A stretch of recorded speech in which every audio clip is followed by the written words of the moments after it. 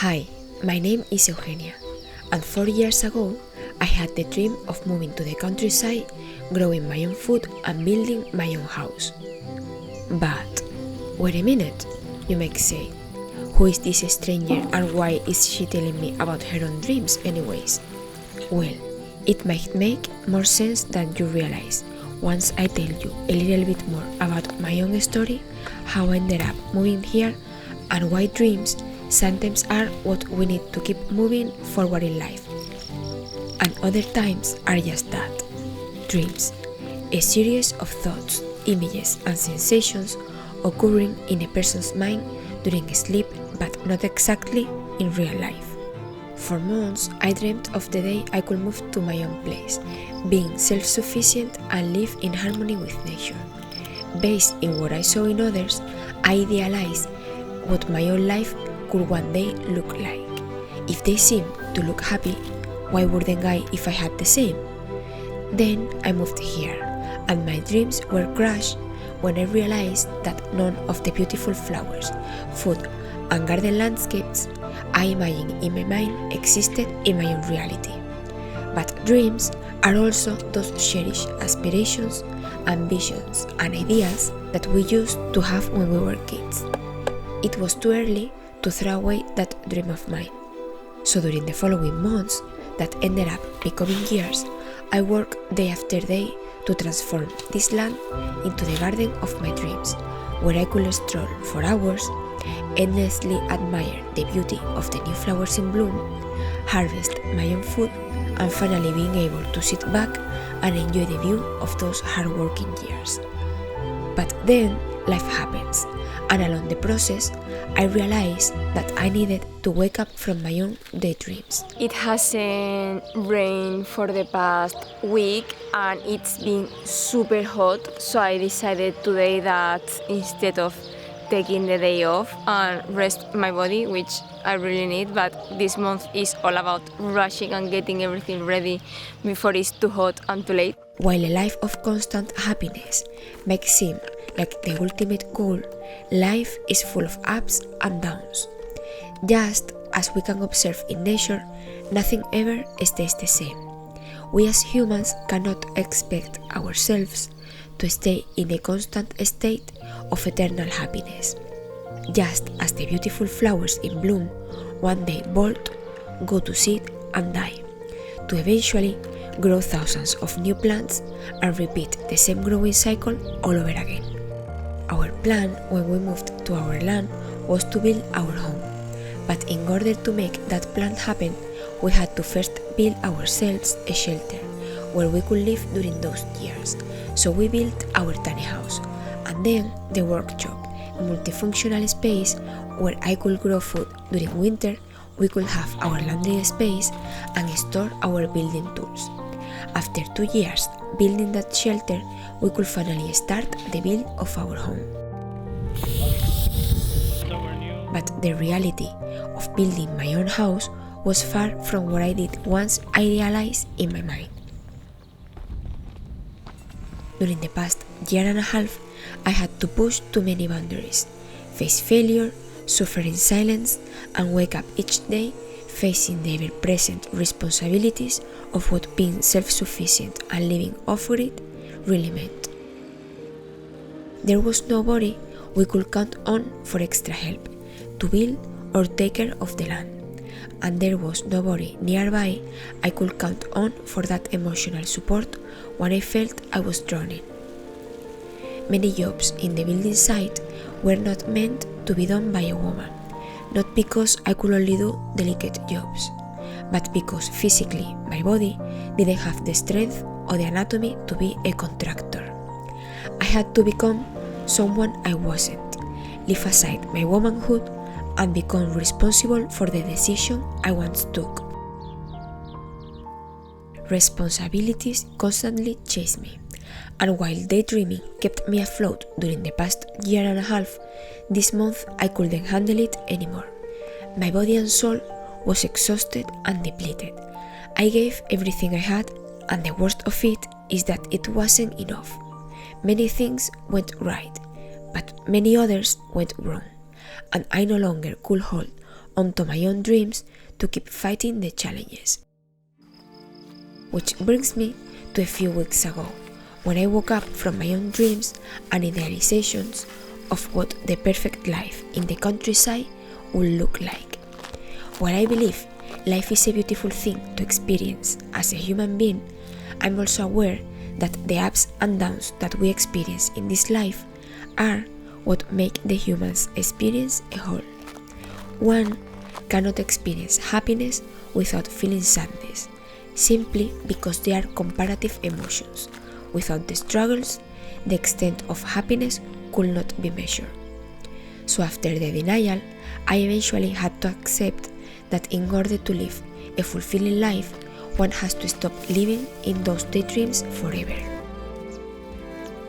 This month, I have been working non-stop to finish the first phase of the house build before it was too hot and summer would post the bill for months. I have been trying to do all it was in my hands to get the land ready before the summer, putting myself the last on the list. If I had blisters in my hands after pouring concrete floors of our house, I had to show up the next day and trim the grass of the property before it was too hard and dry to do it. If my shoulder was still not recovered, I had to move rebars and pipes to what eventually will be the pipes that will hit the floor of our home. When you do all that is in your hands, you want to believe everything will go your way. But it is in those times that you must need a win when life shows up and teach you what being a humble human means. Not only most of my plans didn't go the right way, but our health was also compromised. When we don't listen to the exhaustion signs and lack of rest, our body eventually says enough is enough, and you are forced to stop. On top of that, Aspen and Lolita needed to go several times to the vet. Life in the countryside is beautiful, but it also comes with its own challenges. Every year, when the grass dries, thousands of seeds fly from one place to another. For animals, those seeds can be even lethal due to the severity of the injuries they might cause to our animals when they penetrate their delicate skin, tissues and organs. Lolita is still fighting a severe infection caused by an abscess due to one of the thousands foxtail seeds that surround us during this time of the year. And it is in these difficult times that the only thing one can do is to surrender to what the life lessons might be. Be present in the pain and exhaustion, give time to the body to rest, and accept that while responsibilities and endless to-do list will not disappear, it's okay to surrender and accept what's to come. In my first year of university, I met a girl named Tamara that told me a lot of the struggles she went as a teenager, and while it was really painful to imagine some of it, she made it through, and she always said to me, "What doesn't kill you makes you stronger." She indeed grew stronger from her challenges, and life gifted her with many beautiful experiences that made her the person she became. As a kid, I had no voice, I couldn't express myself, and if I suffered, I had to do it in silence, because no one cared. In fact, it was a motive of punishment. As I grew older, that's the way I had to endurance the hard times. I never seek help or support from others, because when I did, I never found it. Part of why I enjoy and need my own time alone is because I had to learn to soothe myself and use that solo time to replenish myself when I'm emotionally exhausted. Because I firsthand know that life can sometimes be hard on you. When I interact with others in need to that emotional support, I want to help and bring some positivity into their lives. I believe this world is a beautiful place to be at. Doesn't matter if we are in the countryside or in a city. In every corner, there are signs of things and people that remind us of this beauty. But I also realize that people sometimes get the wrong impression of what the life of someone like me is really like. The fact that I don't cry or express my own pain in front of the camera when I have a hard time is not because I don't want to feel vulnerable, but because in order to process and overcome them, I need to do it alone, in my own private space. At the same time, I believe that when we share our positive way of seeing the world, our positive energy, and share the beauty of life, we uplift one another. Me being pity of myself or whining all the time will not only do me more damage, but I will not be doing any favor to anyone, because the truth is that at the end of the day, it is how I choose to face and see those challenges that makes them as something good or bad. Stories is what connects us, and the fact that I don't constantly share the bad doesn't mean that my life is perfect all the time. We all struggle at one point or another, and to believe that when we see someone's social media or videos their life is perfect is a dangerous illusion we must avoid at all costs.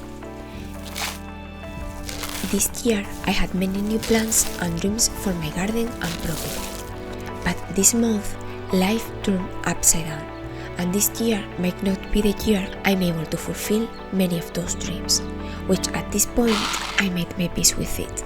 I will be taking this time to appreciate more of what I already have instead of wasting my time and energy constantly thinking of the idealization of what it could have been, but it is not. Instead of living in those daydreams, I have chosen to appreciate and focus in what is already presented in front of me each day, and be grateful for all of it. For now, I will be taking some time off. I needed to help Lolita and myself get well and recover. I will be doing a Q&A video soon, since I haven't been able to answer many of your questions lately. If any of you would like to ask anything in particular, you can leave all your questions in the comment section and I will be happy to answer them in the next video. Before I leave you until next time, I wanted to thank every one of you for your beautiful and supportive messages, and also for your orders and support in my online store, which with the help of Squarespace, these videos are possible. It was 10 years ago when I decided to launch my online store and start selling my own creations to the world, and thanks to their professionally curated layout and styling options, I have been able to build my own online presence tailored to my brand and small business. If you have been thinking about creating a website to showcase your work, Squarespace is a great place to start. With their free engine, you can easily customize every detail of your website with the drag and drop technology, either for desktop or mobile. Their service offers many different features such as blogging tools, e-commerce, mailing list, member areas, and even client invoicing. I believe we are living in a time where we all have the chance to put our time and effort into something we are passionate about, and Squarespace offers the tools for a future where everyone can be an entrepreneur. If you are interested in effortlessly creating your own blog or website, go to squarespace.com/Eugenia Diaz for a free trial and a 10% off your first order of a website or domain. I will leave all the links in the description box. I look forward to seeing you sharing your unique talents with the rest of the world so we can support one another and grow as a community.